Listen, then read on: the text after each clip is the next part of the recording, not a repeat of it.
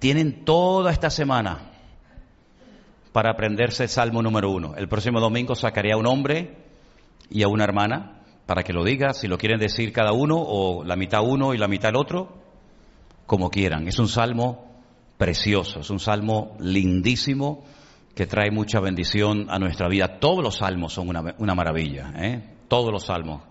Los que están siguiendo los devocionales de cada mañana, estamos haciendo un recorrido por algunos salmos y realmente yo personalmente estoy disfrutando muchísimo porque es literatura bíblica, literatura hebrea, poesía hebrea, y si tuvierais algunos la oportunidad de poder leer esos salmos en hebreo, es increíble a ver veces cómo riman, cómo las palabras juegan y hacen sonidos muy interesantes. Por ejemplo, en el Salmo número 1, Ashrei Haish Asher Lo Halach Basar Reshaim Udere Hataim Umoshal de Sin Lo Yesha.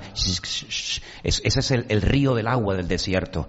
Y cuando lo vas pronunciando de una forma lenta y pausada, vas como yendo con una multitud de gente que se sabe el Salmo de memoria, vas viendo cómo es como si se produjera un río, un hilo de agua, ¿no? Y hay muchas claves para aprenderse los salmos.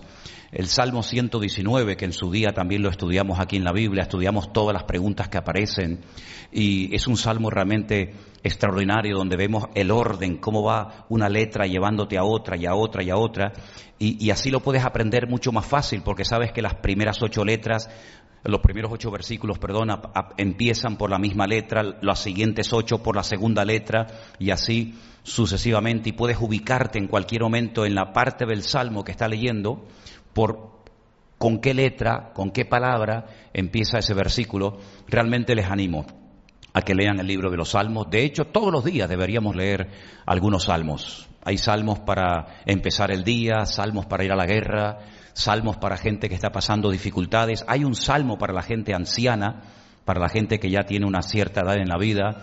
Hay salmos para las mujeres que están a punto de dar a luz. Hay salmos para todos los momentos y circunstancias, por muy difíciles y adversas que sean de la vida. Así que lean ese libro de los salmos, que es realmente algo extraordinario. Su nombre original, salmo, es Teilín, y de ahí viene la palabra oración, que es Teilá. Teilá es oración, Teilín es salmos, y está relacionado el mundo de los salmos, el mundo de la alabanza, con la oración, porque la alabanza y la oración van de la mano, una lleva a la otra. Bueno, voy a pedirle a los niños, ya si pueden pasar, ¿verdad?, a sus respectivas clases, y nosotros nos vamos a quedar aquí, y les invito a abrir la carta del apóstol Pablo a los Filipenses. Carta del apóstol Pablo a los Filipenses. Vamos en esta tarde a estar analizando esta hermosa epístola. Entraría dentro de las epístolas de prisión. Saben ustedes, lo hemos dicho muchas veces, que hay 4 cartas que el apóstol Pablo escribió desde la cárcel. Esta es una de ellas. La siguiente sería Colosenses.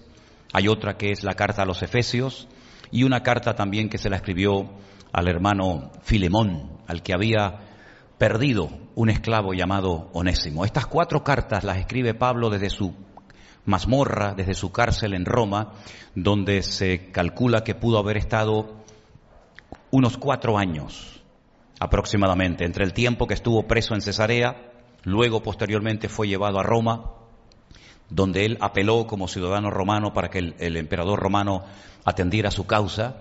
Pues en ese intervalo pasaron aproximadamente 4 años. La carta a los Filipenses es la carta más personal de todas las que Pablo escribe. Aparece en más de 100 ocasiones el pronombre personal en primera persona.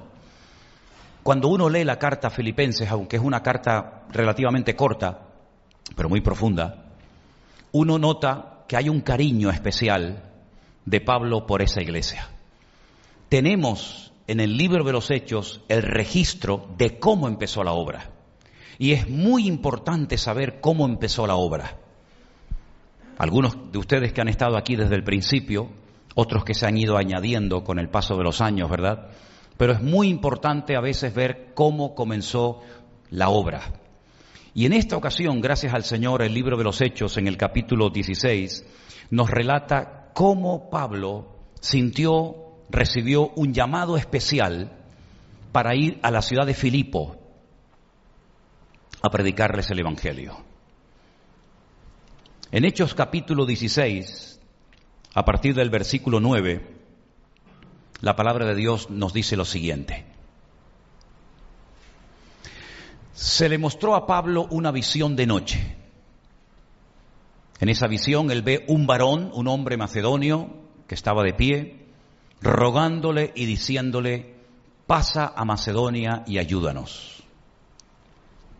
Cuando vio la visión, ahora fíjense cómo hablan en plural, procuramos, no dice que él procuró ir, sino que los que estaban con él, Silas, Lucas, que era el que iba relatando el viaje, dice que enseguida procuramos partir para Macedonia, dando por cierto que Dios nos llamaba.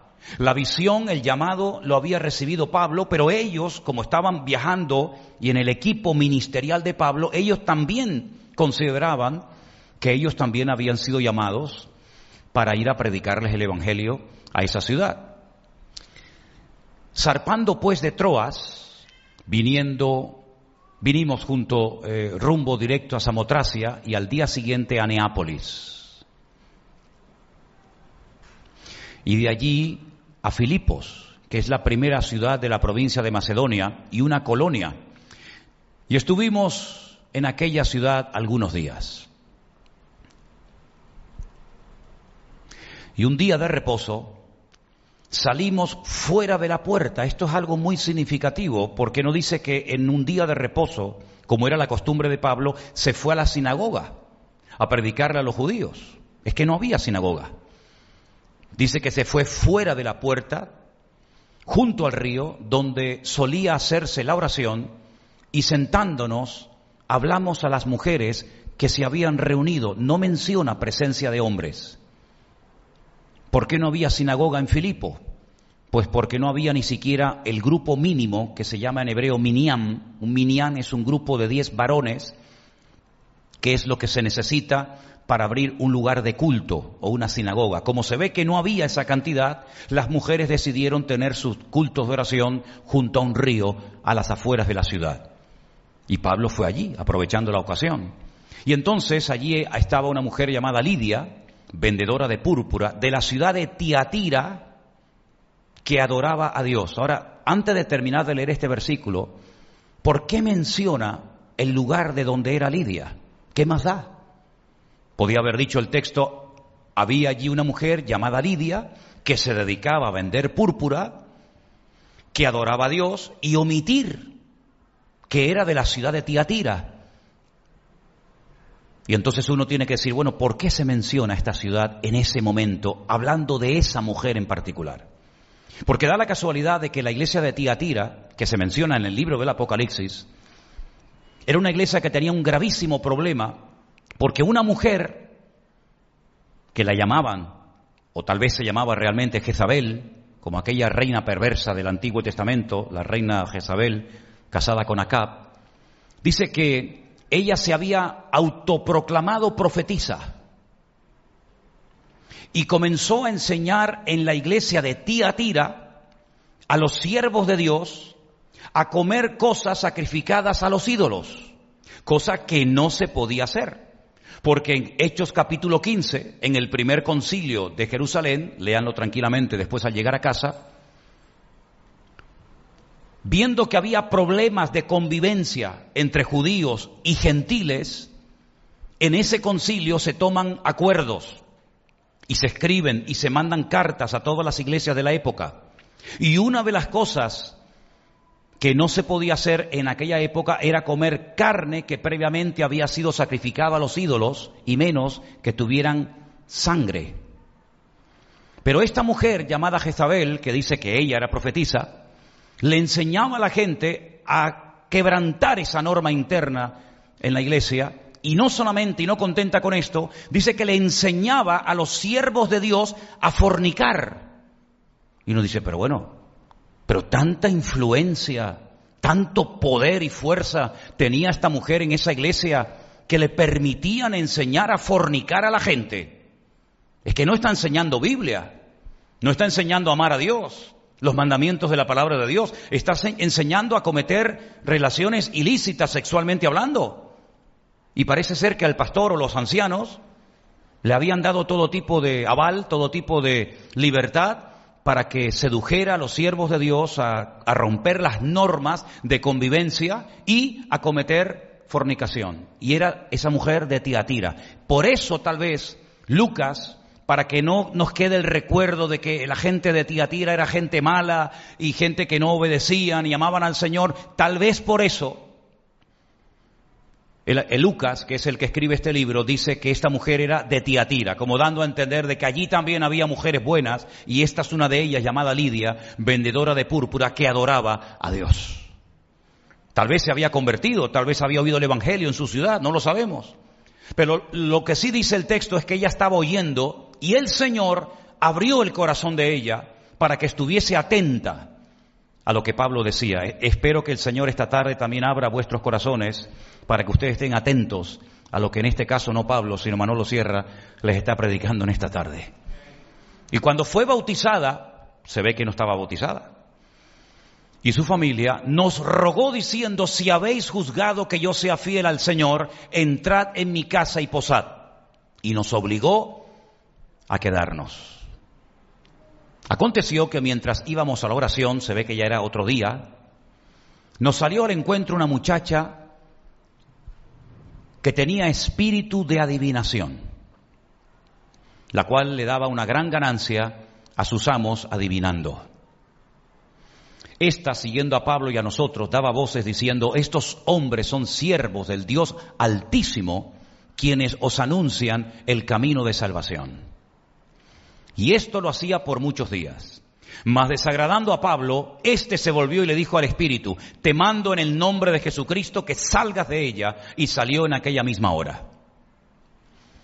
Pero viendo sus amos que había salido la esperanza de su ganancia, prendieron a Pablo y a Silas y los trajeron al foro ante las autoridades.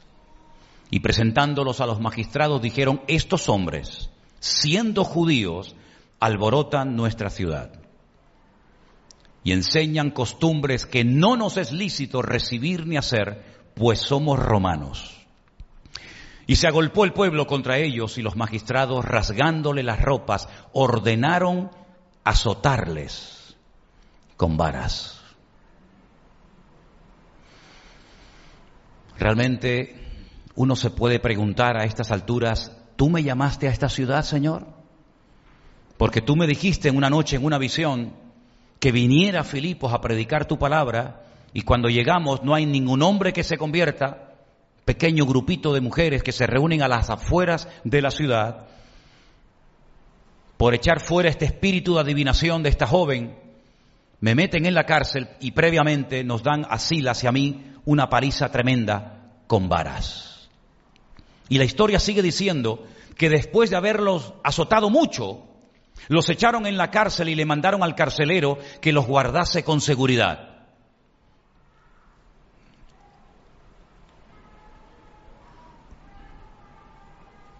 Hoy está lenta la lectura, ¿no?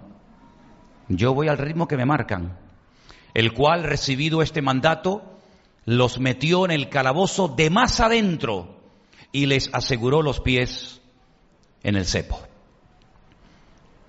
Pero a medianoche, orando, Pablo y Silas cantaban himnos a Dios y los presos los oían. Qué tremendo, ¿eh? Qué maravilla.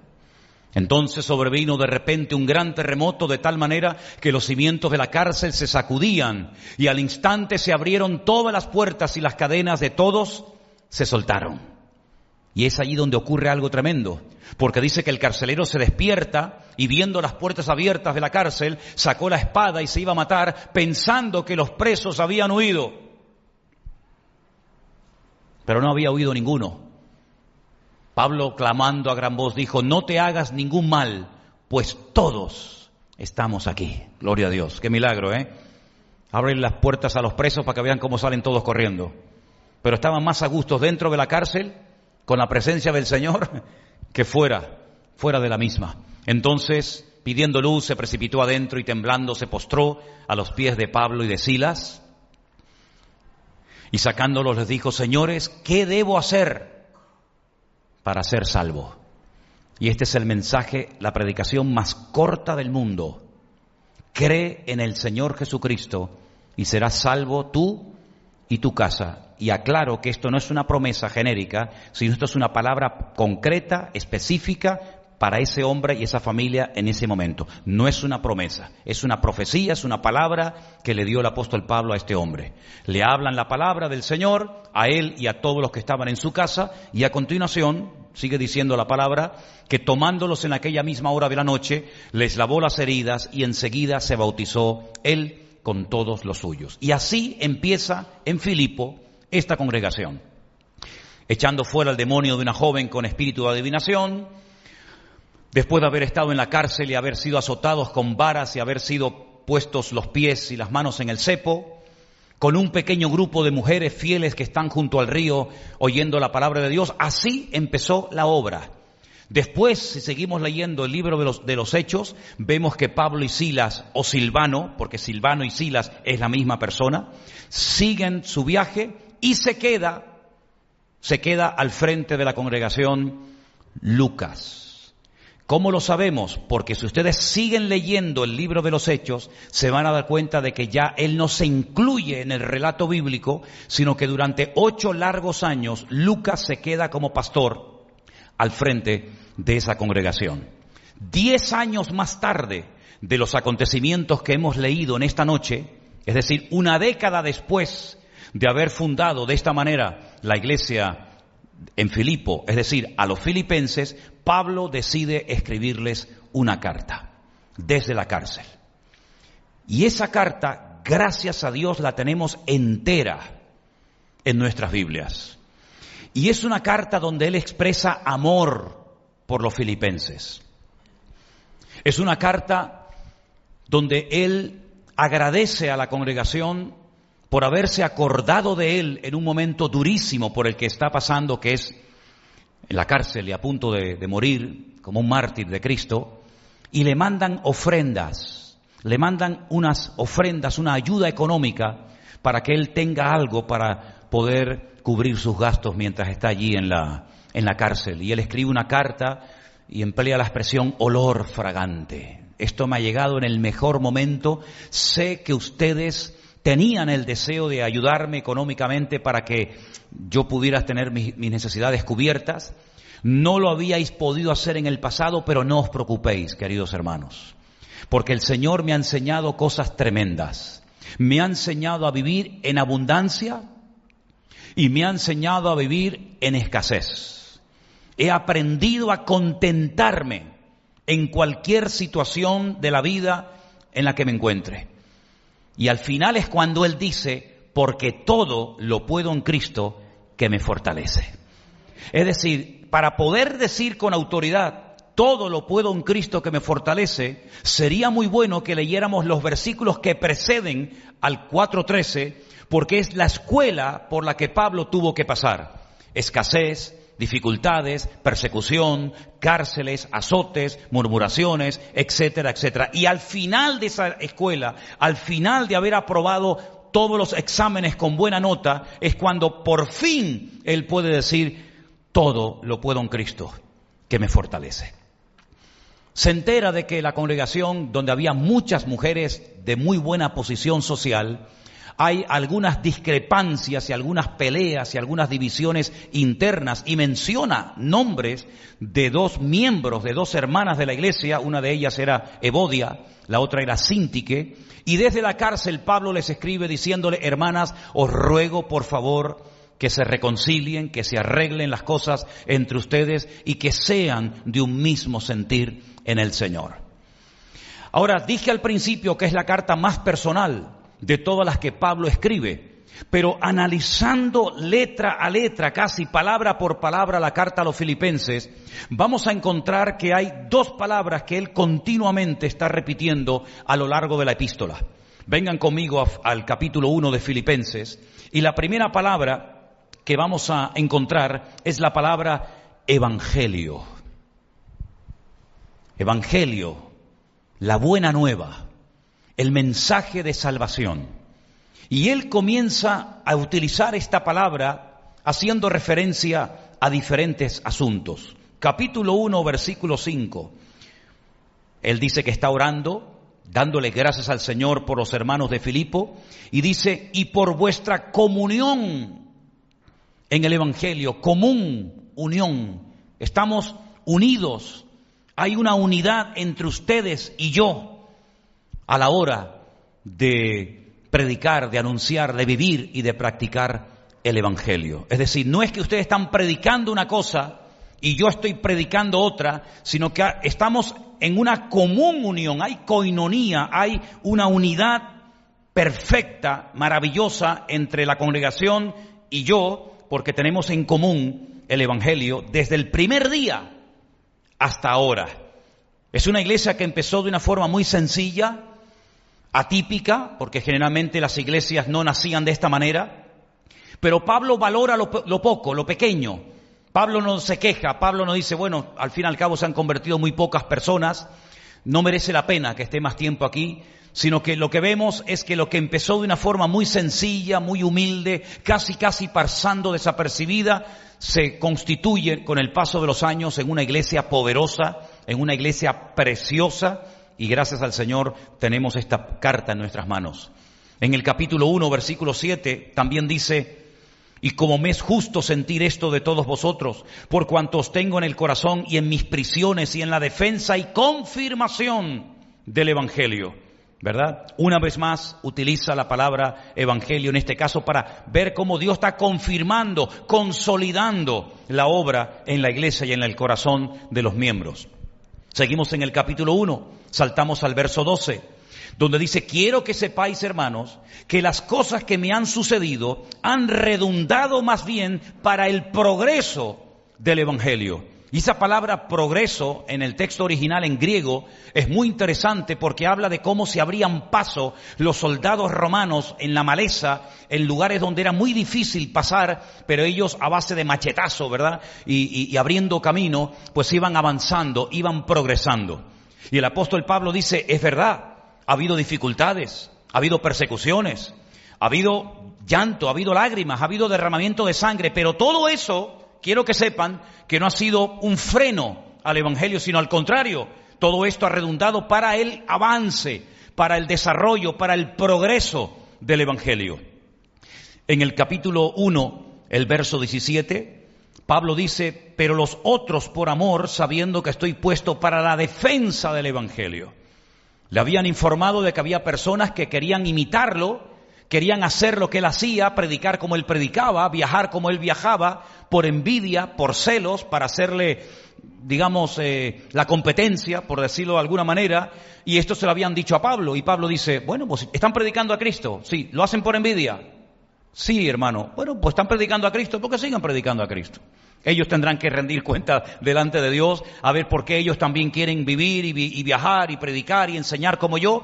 Aquí lo importante es que se está predicando el Evangelio, dice, y yo estoy puesto para la defensa del Evangelio. A veces hay momentos en los que Dios nos da oportunidad para proclamar el Evangelio, pero habrá muchos momentos en tu familia, en tus compañeros de trabajo, en la universidad, donde vives, donde te desenvuelves, donde tendrás que defender el Evangelio. Y dice la Biblia que tenemos que estar siempre preparados para defender, para presentar respuestas coherentes ante todo aquel que demande razón de la esperanza que hay en nosotros. Y Pablo sabía que no solamente él tenía la obligación y el deber de predicar el Evangelio. De hecho dijo, ¡ay de mí! Si no anuncio, si no proclamo y si no predico el Evangelio. Pero también sabía, y lo hizo muy bien desde la cárcel a través de sus epístolas, que a veces él tenía que defender y pelear a favor del Evangelio. En el capítulo 1, el versículo 27, vuelve otra vez a aparecer la palabra. Solamente que os comportéis como es digno del Evangelio. Usted puede proclamar el Evangelio, puede defender el Evangelio, puede creer en el Evangelio, pero la pregunta es, ¿y está viviendo dignamente conforme a las exigencias del Evangelio? No es a los filipenses, sino a los romanos, que en cierta ocasión Pablo les dice, yo no me avergüenzo del Evangelio, porque es poder de Dios, pero que nunca el Evangelio se tenga que avergonzar de nuestra conducta y de nuestro mal testimonio ante la sociedad. Pablo dice que tenemos que vivir dignamente conforme al Evangelio. Y al final del capítulo 1, verso 27, dice, por la fe del Evangelio. Claro que nosotros tenemos fe en el Evangelio, en la buena nueva, en la buena noticia de que Cristo vino, murió y resucitó y ascendió y volverá. Todo eso forma parte del Evangelio y de nuestra fe también en el Señor. Capítulo 2, versículo 22, Él dice, pero ya conocéis los méritos de Él, que como a hijo a padre ha servido conmigo en el Evangelio. Servir, no servirse de, sino servir a, servir al Señor con el Evangelio, predicando su palabra. Otro concepto interesante del Evangelio. Capítulo 4, versículo 3, nuevamente vuelve a aparecer la famosa frase o la famosa palabra. Asimismo te ruego también a ti, compañero fiel, que ayudes a estas que combatieron juntamente conmigo en el Evangelio. Es decir, hace referencia a personas que se jugaron la vida, que no fueron cobardes, que no tuvieron miedo, que no salieron corriendo ante la adversidad, ante la persecución, ante la oposición de los enemigos, sino que pelearon, combatieron en el Evangelio juntamente con Él. En el capítulo 4, versículo 15 también dice, sabéis también vosotros, oh filipenses, que al principio de la predicación del Evangelio, los que habéis tomado nota, o los que después escucharéis más detenidamente este estudio, este mensaje, os habéis dado cuenta de que Pablo utiliza el término, la palabra evangelio, para muchos asuntos diferentes que tienen que ver con nuestra relación con Dios y con nuestra responsabilidad y nuestros deberes cristianos. Aparece muchísimas veces la palabra evangelio, buena nueva, en su carta. Pero sorprendentemente, otra palabra que aparece muchísimo en la epístola de Pablo a los Filipenses es la palabra gozo. Y muchos se han preguntado cómo es posible que un preso, sabiendo que le quedan tal vez pocos días de vida, sea capaz de descubrir el secreto de gozarse en la adversidad, en la lucha y a punto de morir como mártir. Hagamos nuevamente un recorrido a lo largo de la epístola y veamos dónde aparece esta palabra. Capítulo 1, versículos 3 y 4. Doy gracias a mi Dios siempre que me acuerdo de vosotros, siempre en todas mis oraciones, con gozo por todos vosotros. No oraba quejándose, no oraba lamentándose, sino que cuando se acordaba de esa iglesia, de esos miembros, del tiempo que él estuvo allí al frente de la congregación, dice, oro, clamo al Señor por vosotros, con gozo en mi corazón, no con dolor, no con tristeza, sino con gozo. Versículo 4 dice, siempre en todas mis oraciones con gozo por todos vosotros. Versículo 18, ¿qué pues? Que no obstante, de todas maneras, o por pretexto o por verdad, Cristo es anunciado y en esto me gozo y me gozaré aún. ¿En qué se gozaba? En que el Evangelio estaba siendo predicado. A lo mejor no por personas con una buena intención, pero si al fin y al cabo predicaban y querían servir al Señor de alguna manera, aunque fuera por celos y por envidia, porque dicho sea de paso, y hago un paréntesis, una de las cosas que más me costó aceptar como pastor, ya como cristiano, pero más como pastor, es ver y conocer a gente con celos dentro de la obra de Dios. No es el celo por Dios en el buen sentido de la palabra, sino gente celosa, gente envidiosa, gente que en vez de gozarse en la bendición de otros, parece como que le tienen esos celos y esa envidia. Y eso no es nada nuevo, eso ha existido siempre y en la época de Pablo más todavía. Pero Pablo dice, mira, si lo hacen por celos, por competencia, por envidia, por figurar, por aparentar, mira, aquí lo importante de lo que se trata es que se predique el Evangelio y si lo hacen, yo en eso me gozo y me seguiré gozando. ¿Cuántos dicen amén? Qué filosofía de la vida, ¿no? Qué tremendo. En el capítulo 2, versículo 2, Pablo dice, completad mi gozo.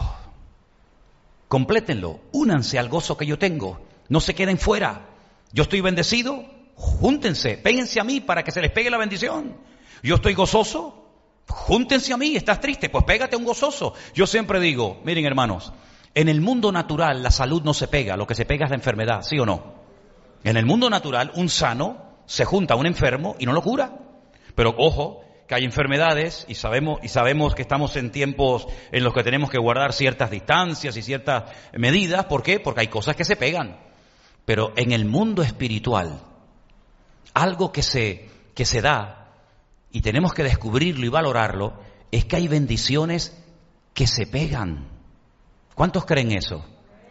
Algunos se preguntarán, ¿y usted puede demostrar esto bíblicamente? Claro, si no, no me atrevería a decir esto. Les voy a poner 2 ejemplos. La Biblia dice que cuando un día, y no me voy del tema, solamente a modo de ilustración, cuando Jetro, que era el suegro de Moisés, llega un día al campamento y ve a Moisés con tantas responsabilidades, con tanta gente que atender, que el hombre no tenía tiempo ni para descansar, ni para comer, ni para dormir, lo llama aparte y le dice, no vas a poder atender tú solo a tanta gente. Por muy temprano que te levantes, por mucha gente que quieras atender, siempre quedarán más por ser atendidos que los que has atendido. Por lo tanto, le dio un consejo y Moisés lo aceptó. Fue humilde y dijo, bueno, mi suegro me está dando un buen consejo. Y es que delegue en personas de confianza, pues la responsabilidad para que juntos trabajemos y hagamos un equipo, ¿verdad? Y ellos puedan atender gente y yo también, y así podemos atender a mucho más personas del pueblo. Dice que nombró a 70 varones. Fueron al tabernáculo, aquella carpa, aquel templo portátil que se usó durante años en el desierto, y dice que el Señor tomó del espíritu de Moisés y se lo pegó, se lo metió a ellos. Es decir, no eran 70 competidores, esto no era una pelea, un saco de gatos peleándose el uno contra el otro, sino eran personas que iban a tirar del mismo carro, con el mismo sentir, con la misma carga, con la misma pasión, con el mismo fuego que tenía Moisés en su corazón. Y si vamos al Nuevo Testamento, cuando el Señor Jesucristo le dice a sus discípulos, vayan a visitar las aldeas y preparen el terreno y anúncienle que dentro de poco iré a visitarles, dicen, cuando lleguen a alguna casa y no os quieran dar hospedaje, lo cual era casi obligatorio en aquella época y se valoraba mucho, si no os reciben en una casa, vuestra paz quedará con vosotros, se volverá a vosotros. Pero si en una casa os hospedan, coman lo que les pongan, aunque no les guste, cómanlo, no vayan saltando de una casa a otra, quédense allí, dice, vuestra paz reposará sobre los habitantes de ese hogar. Luego nosotros transmitimos no solamente la parte genética en la vida de nuestros hijos, sino que también nosotros transmitimos, queriendo sin querer, nuestro espíritu. Por eso yo digo, usted está triste, busca un hermano alegre y algo bueno se le pegará. Tal vez por eso el mundo inventó un refrán, no es bíblico, pero es del mundo y dice, ¿cómo dice? El que a buen árbol se arrima, buena sombra le cobija. De ese no me acordaba mucho, pero del bíblico sí me acuerdo. El bíblico dice, anda con sabios y sabio serás. ¿Cuántos dicen amén? ¿Usted quiere ser sabio? ¿Cuántos quieren ser sabios? Busque a uno que sea sabio y péguese a él, algo se le pegará. ¿Usted quiere ser una persona de fe? Péguese a uno que tenga mucha fe y algo se le pegará. Y por eso vemos en la palabra de Dios que el gozo del Señor, que es nuestra fortaleza, también es contagioso. Usted no ha estado en una reunión donde uno empieza a reírse y el otro no sabe de qué se están riendo y todos en la sala terminan riéndose y al final dicen, ¿pero de qué se están riendo? No sé, pero nos hizo gracia. ¿Sí o no? Es como cuando hablamos de piojo. A todo el mundo le... Bueno, vamos a dejar eso. Filipenses 2:17, ¿qué dice? Y aunque sea derramado en libación es el líquido, era la sangre que se recogía de los animales y se echaba, ¿verdad?, sobre los sacrificios. Aunque yo sea derramado, fíjate, aunque me saquen la sangre y la derramen sobre el sacrificio y servicio de vuestra fe, me gozo y me regocijo con todos vosotros. ¿Cuántos dicen amén? Pues claro, gozarse, si me sueltan de la cárcel, gloria a Dios, hacemos una fiesta. Pero no, yo me voy a gozar el día que cojan mi sangre y la derramen sobre un altar, sobre un sacrificio, como si yo fuera un animal. Ese día me gozaré y me regocijaré, y ustedes también tienen que gozarse juntamente conmigo. ¿Cuántos dicen amén? No, uno nada más. ¿Cuántos dicen amén? Es tremendo esto, ¿eh? Esto es tremendo. Está hablando un preso, un anciano condenado a muerte. Y miren cómo habla. Capítulo 4, es el último versículo, versículo 10. En gran manera me gocé en el Señor. Ahí está la clave. En el Señor. En gran manera me gocé en el Señor de que ya al fin habéis revivido vuestro cuidado de mí, de lo cual también estabais solícitos, pero os faltaba la oportunidad. Es decir, en esta carta, Pablo le enseña a los filipenses que él, que es el que peor lo está pasando, que está, entre comillas, privado de libertad, tiene más gozo que toda la iglesia en peso. Es decir, ustedes no tienen que estar preocupados por mí. Ustedes no tienen que estar tristes por mí, porque yo me estoy gozando aquí adentro como ustedes ni se imaginan, porque el Evangelio está siendo predicado, porque el Evangelio ha sido confirmado entre ustedes, porque el Evangelio lo están llevando a la práctica hasta las últimas consecuencias. Y como parte del Evangelio, si yo tengo que morir como si fuera un animal, derramando la última gota de mi sangre, en ese momento me seguiré gozando en el Señor. Y quiero que ustedes también se gocen juntamente conmigo. ¿Cuántos dicen amén? Es tremendo, es una carta realmente extraordinaria, es un manual práctico para vivir una vida cristiana victoriosa. Y esto sí me lo acabo de inventar ahora mismo. El libro de Filipenses es un manual práctico para vivir una vida cristiana victoriosa. ¿Usted quiere vivir una vida victoriosa o una vida mediocre? ¿Usted quiere vivir de victoria en victoria o quiere vivir de llanto en llanto y de lamento en lamento? Pues en Filipenses encontramos un ejemplo de un hombre condenado a muerte que probablemente nunca más volvió a viajar y a visitar congregaciones, que aprendió a gozarse en el Señor. Y como Pablo no escribía las cartas, sino que las dictaba, a los teólogos les ha llamado mucho la atención cuando el apóstol Pablo le está dictando a Silas la carta, y en el capítulo 4 encontramos lo siguiente. Pablo está dictando, seguramente caminando por la celda de un lugar a otro. El Espíritu Santo lo está inspirando, él está, escribe esto, escribe lo otro, y di esto, y no, eso no, bórralo, y escribe esto. Y hay un momento en la carta en el que Pablo le dicta a Silas y le dice, escribe. Capítulo 4, verso 4. Regocijaos en el Señor siempre. Y me imagino que el que estaba escribiendo la carta se la habrá quedado mirando diciendo, ¿qué? Y le dice, ¿qué dice el versículo? Otra vez te digo, regocijaos. No pongas cara de bobo, pon lo que te he dicho. Regocijaos. Si fueran argentinos diría doblemente gozarse, ¿no? Es no sé qué, ¿no? Gócense, gócense, gócense, no importa. No se dan cuenta que yo, que estoy condenado a muerte, que no voy a salir de aquí, que estoy pasando frío y calamidades y privaciones, no se dan cuenta que el hombre más gozoso del mundo soy yo. ¿Cuánto más ustedes, hermanos, que van a recibir esta carta? Así que regocijaos en el Señor siempre. No dice de vez en cuando. Cuando hay dinero, regocíjense y hagan fiesta y maten el becerro gordo. No. Regocijaos en el Señor siempre. Pero es que ya no estoy ganando tanto como antes. Pues aprende a gozarte ahora, porque si no aprendes a gozarte ahora, la lección va a durar todo el tiempo que ni te imaginas. ¿Por qué? Porque ¿cuántas veces se tiene que presentar a un examen una persona que lo suspende? ¿Cuántas veces? Pues hasta que lo apruebe. Hay algunos que el carnet de conducir lo aprobamos a la primera. ¿Cuántos de los que están aquí aprobaron el carnet teórico y práctico a la primera? Levanten la mano. El de la moto, el del coche, yo todo lo aprobé a la primera. Pero hay algunos que a la segunda.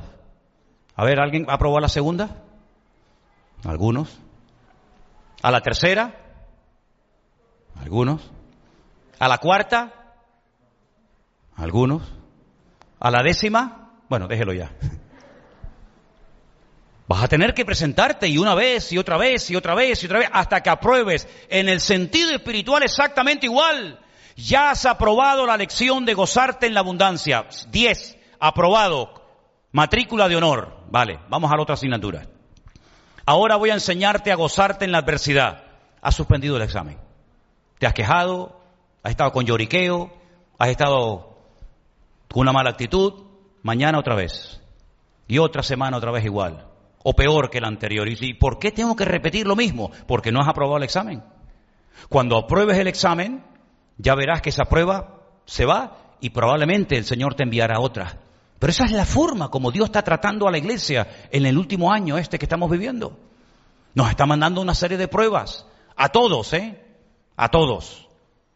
Y nos ha metido a todos en el mismo saco. Y a unos aprueban, otros suspenden, unos repiten. Pero lo que está bien claro es que el Señor lo que está tratando a través de esta hermosísima carta es inspirar a la iglesia de los filipenses y a nosotros, por supuesto también, para que aprendamos a gozarnos en la adversidad, en las pruebas, en las dificultades, porque por muchas pruebas que estemos pasando, ninguna se puede comparar a la que Pablo en este momento estaba experimentando. Estaba en una mazmorra, en una cárcel. A veces hemos visto en algunos documentales de televisión presos que se han construido su propia cárcel, y aquello más que cárceles parecían jaulas de oro.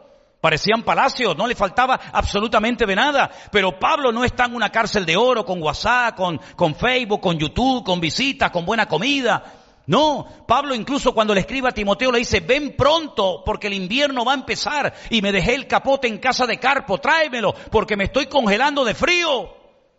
Y tráeme los pergaminos, y tráeme esto, y tráeme lo otro. ¿Por qué? Porque él está pasando dificultades humanamente hablando, pero en medio de esas dificultades escribe 4 cartas espectaculares, y una de ellas es esta. Y yo doy gloria a Dios que el Señor permitió que esta carta nos llegara a nosotros hoy en día. Estuvo desde el año 46 hasta el 56, una década entera aproximadamente, predicando el Evangelio. Tratando de llevar el Evangelio a los gentiles, tratando de llevar almas a los pies de Cristo, gente de otro contexto cultural, de otras religiones, de otras prácticas, etcétera. Y llegó el momento en el que el Señor permitió que lo encerraran, lo protegió durante años, viajó por todo el mundo entero de su época, pero llegó un momento que los últimos 4 años de su vida no salió ni de aquí a la esquina. Tenía unas cadenas en las manos y en los pies que le impedían viajar, pero Pablo nos dice, ¿y ahora qué hago? ¿Ahora qué hago? No puedo predicar, no puedo orar, no puedo... No. Pero ¿no lo veis que en la cárcel de Filipo fue una práctica para lo que se le venía encima? ¿No dice la Biblia que en Filipo fue donde lo encadenaron, pusieron sus manos, su cabeza y sus pies en el cepo? Y allí aprendió a cantar a medianoche con sus espaldas destrozadas y los presos le se oían. Eso fue una preparación para lo que le vendría 10 años después, cuando finalmente acabara con su vida como si fuera un sacrificio sobre un altar. Pero él ya había aprendido a gozarse en la adversidad. Y todas las pruebas que hemos estado pasando en los últimos tiempos, en los últimos años o meses o días, nos han estado preparando para llegar hasta aquí, hoy y ahora. Y el Señor lo que quiere es fortalecernos en la fe. El Señor lo que quiere es que aprendamos a estar por encima de las circunstancias. Las aguas, las olas, los vientos que le daban miedo a los discípulos, a Cristo le permitieron demostrar su poder. Mientras ellos veían que las olas entraban dentro de la barca y mientras Pedro se hundía viendo el viento, el Señor caminaba por encima de todo aquello para demostrarles que lo que a ustedes les da miedo, lo que a ustedes les paraliza la fe, a mí me permite caminar por encima de eso y demostrarles mi poder, mi autoridad y mi gloria. Y cuando entra en la barca y se calma todo, le dice, eso es lo que ustedes tienen que aprender. Porque es muy fácil ir cantando alabanzas y coros mientras la barca va en un mar tranquilo. Pero yo les he enseñado que se puede caminar por encima de las aguas, si ustedes quieren. Solamente se atrevió uno a hacerlo. Pero si todos se hubieran atrevido a decir, Señor, queremos caminar hoy contigo por encima de las aguas. Pedro, Juan, Santiago, Tomás, Bartolomé, Felipe, todos hubieran podido caminar por encima de las aguas en tempestad del mar de Galilea. Pero solamente uno se atrevió. Y hermanos, nosotros hoy en día tenemos la oportunidad de demostrarle con la práctica nuestra fe a nuestro Dios. ¿Cuántos dicen amén? Finalmente en la carta, el apóstol Pablo, una de las cosas que dice en el versículo 19, 4:19, es que mi Dios suplirá todo lo que os falta conforme a sus riquezas en gloria en Cristo Jesús.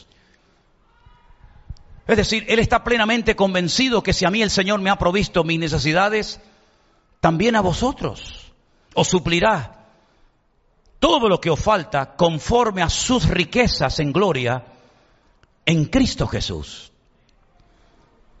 ¿No te has hecho esta pregunta alguna vez, hermano y hermana? ¿Cómo es posible que en una misma iglesia haya gente que le sobra y a otros que le falte? ¿Cómo es posible que unos estén gozosos y otros tristes? Que unos estén, digamos, en un nivel óptimo en cuanto a su fe y su comunión con Dios, y otros estén ahí medio titubeando. Pues yo pienso que sería muy bueno preguntarle a los que están fuertes en la fe y a los que han aprendido a gozarse en la adversidad, pienso que sería muy bueno acercarnos y decirle: hermano, una pregunta. ¿A usted cuando se le murió su hijo, o cuando lo echaron del trabajo, o cuando le dijeron que tenía un cáncer terminal, o cuando comenzó a tener todo tipo de problemas que sabemos que los tuvo, cómo hizo para estar hoy tan gozoso y tan fuerte y madura en el Señor?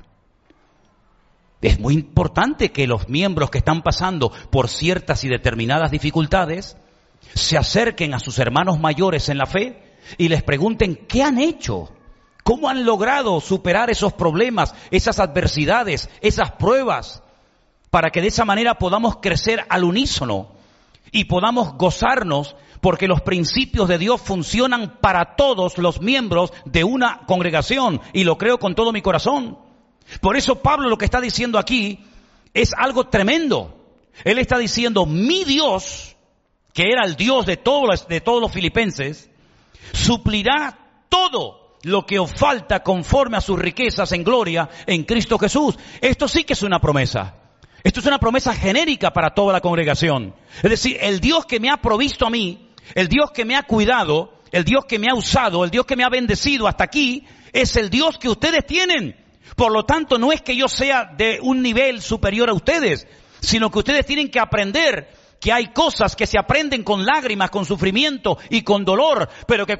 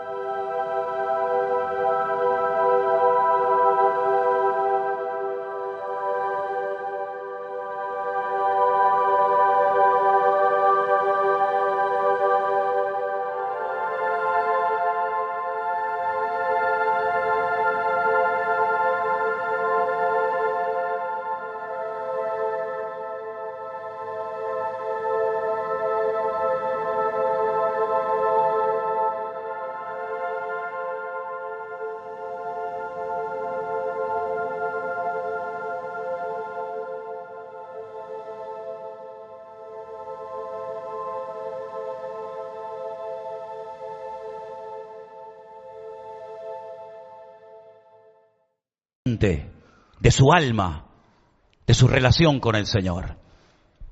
Le preguntaron una vez al famoso escultor Miguel Ángel: ¿cómo haces tú para hacer una obra de arte?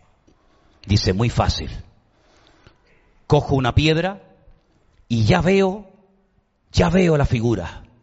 Y lo único que hago es que me dedico a quitarle todo lo que le sobra.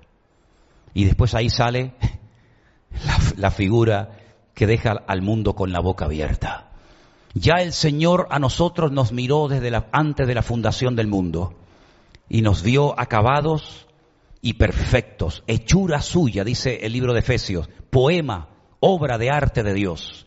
Pero le sobra esto también. Y hay que quitarle un poquito por aquí.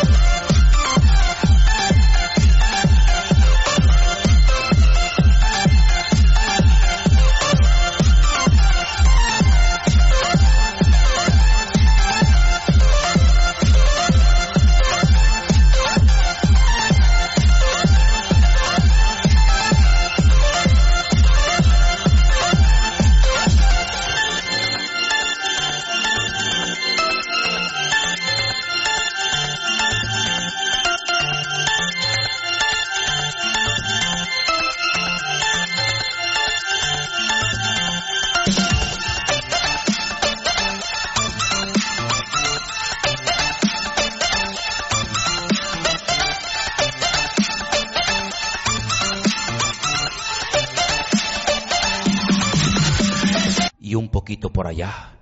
Y cuando vamos al principio de la Biblia, nos encontramos a Dios que le dice a Adán: cierra los ojitos, Adán. Duerme un poquito. Duerme, descansa. Y dice la Biblia que de su interior sacó la materia prima que Dios utilizaría posteriormente y le da una forma. Y cuando se despierta le dice: mira lo que he hecho. Con algo que te saqué, mira la obra de arte que te traigo. Y Adán se quedó con la boca abierta. Eso es lo que Dios viene queriendo hacer en nuestra vida desde el día que nos convertimos a Él. Estad quietos, esperad en el Señor, pacientemente esperé en el Señor. Y mientras descansamos en Dios, Dios comenzará a podar las ramas secas de nuestra alma. Dios comenzará a esculpir la figura de Cristo en nosotros, de tal manera que cuando nos despertemos de este sueño, podamos ver la obra maravillosa que Cristo ha hecho en nosotros. Por eso Pablo le dice a nuestros hermanos de Filipo, pónganse de pie por favor: estoy persuadido de esto, Filipenses 1, versículo 6.